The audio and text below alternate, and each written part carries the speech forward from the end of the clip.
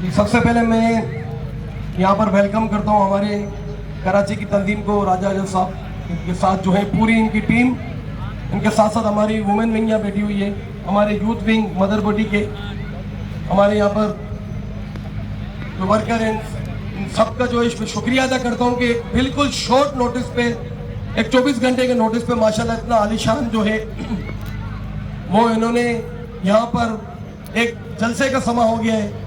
मैं मुराद शेख साहब, सबसे पहले तो आपका शुक्रिया अदा करूँगा, आपने माशाल्लाह एक बहुत ही ज़बरदस्त प्रोग्राम यहाँ रखा और मुझे भी स्पेशली मीरपुर खास से उन्होंने बुलाया कि आपको यहाँ पर शिरकत करनी है। तो मैं ज़्यादा टाइम नहीं लूँगा, स्पीचें तो होती रहती हैं तो टाइम वैसे ही कम है। मैं इतनी बात कहूँगा कि लग आपको कि 24 घंटे के जो है वो नोटिस पे किस तरीके से यहाँ पर वर्कर कन्वेंशन जो है वो हमारा जलसे में बदला है। कोशिश करें कि हमारे साथ आके बैठे काम करें। अलीम आदिल शेख साहब जिनके मैं करीब ज्यादा रह रहा हूँ, रहता भी हूँ, क्योंकि इंटीरियर सिंध के अंदर जो मामला आपने देखे इस वक्त जो सबसे हॉट इशू है, जो सबसे इंपॉर्टेंट इशू जो हमारे कराची वाले सुबह पाकिस्तान तहरीक इंसाफ के किसी के कान पे जून नहीं लग रही, वो है हमारे सिंध के पानी का मसला। ये जो 6 नहरें हमारे यहाँ बन रही हैं, तो ये आपको क्या लगता है कि क्या कराची या सिंध से अलग है? हम भी सिंध है, कराची भी सिंध है।